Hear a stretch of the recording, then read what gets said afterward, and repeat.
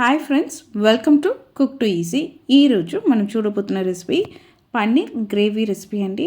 చాలా సింపుల్గా టేస్టీగా ఎలా చేసుకోవాలనేది చూస్తాం రండి. ఫస్ట్ ఈ పన్నీర్ గ్రేవీ చేయడానికి కోసం పొయ్యి మీద ఒక కడాయి పెట్టేసి 1.5 టేబుల్ స్పూన్ ఆయిల్ వేయండి. ఆయిల్ అనేది బాగా వేడి అయిన తర్వాత 200 గ్రామ్స్ పన్నీర్ క్యూబ్స్ని వేసి దాన్ని ఫ్రై చేసి తీసుకోవాలండి. పన్నీర్ అనేది మెత్తబడితే సరిపోతుంది. డీప్ ఫ్రిడ్జ్ నుంచి మనం తీసి ఫ్రై చేస్తున్నాం కాబట్టి లైట్గా కలర్ అనేది మారుతుంది. ఆ స్టేజ్లో తీసి పెట్టుకోండి. ఇలా పన్నీర్ని తీసిన తర్వాత అండి సేమ్ కడాయిలో ఆయిల్లో మనం మసాలా ఐటమ్స్ని ఫ్రై చేయాలి. ఒక బిర్యానీ ఆకు, ఒక దాల్చిన చెక్క, 2 ఏలకులు, 2 గ్రాంపు, ఇవి అన్నిటిని ఆయిల్ వేసి ఫ్రై చేసుకోవాలి. మసాలా ఐటమ్స్ అన్నీ ఫ్రై అయిన తర్వాత అండి 1 కప్పు ఆనియన్ వేయండి. ఆనియన్ వేసి బాగా ఫ్రై చేసుకోవాలి. ఆనియన్ అనేది బాగా ఫ్రై అయిన తర్వాత దీంట్లో 1.5 టేబుల్ స్పూన్ అంత అల్లం వెల్లుల్లి పేస్ట్ వేసి ఫ్రై చేసుకోవాలండి.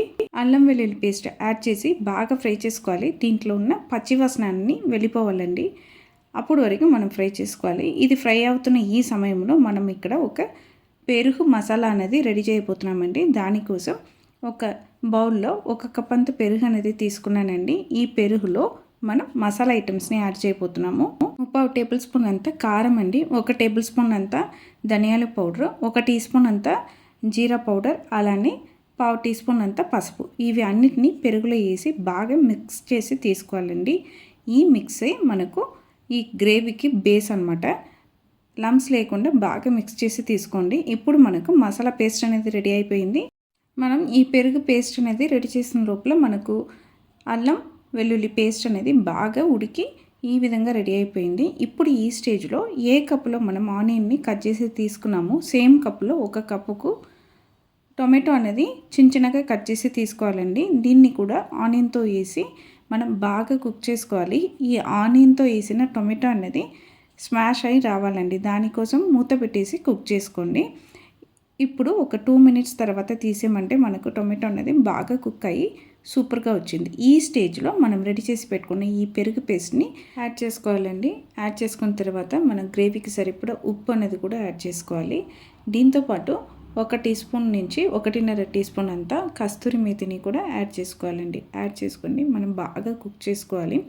ఇలా కలిపిన తర్వాత అండి మూత పెట్టేసి పొయ్యిని సిమ్లో పెట్టేసి ఒక 2 మినిట్స్ పాటు మనం కుక్ చేసామంటే మనకు గ్రేవీ అనేది సూపర్గా రెడీ అయిపోతుంది.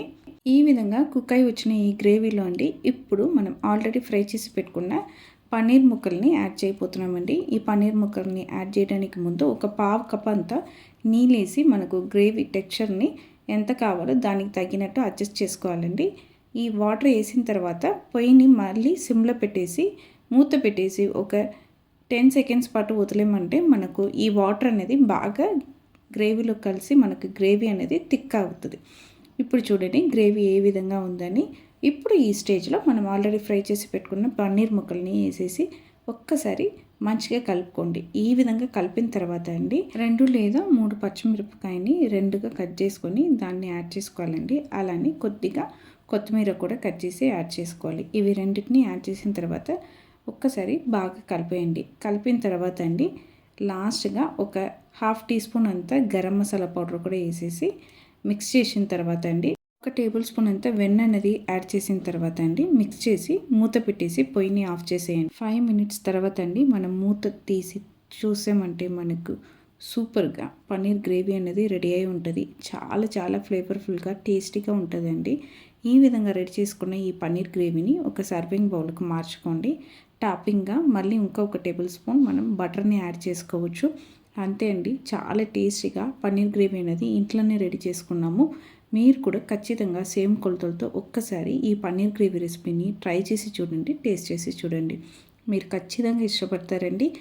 మీకు ఈ రెసిపీ నచ్చిందంటే కుక్ టు ఈజీ ఛానల్ని లైక్ చేయండి, షేర్ చేయండి, కామెంట్ చేయండి. తప్పకుండా మన కుక్ టు ఈజీ ఛానల్ని సబ్స్క్రైబ్ చేయండి.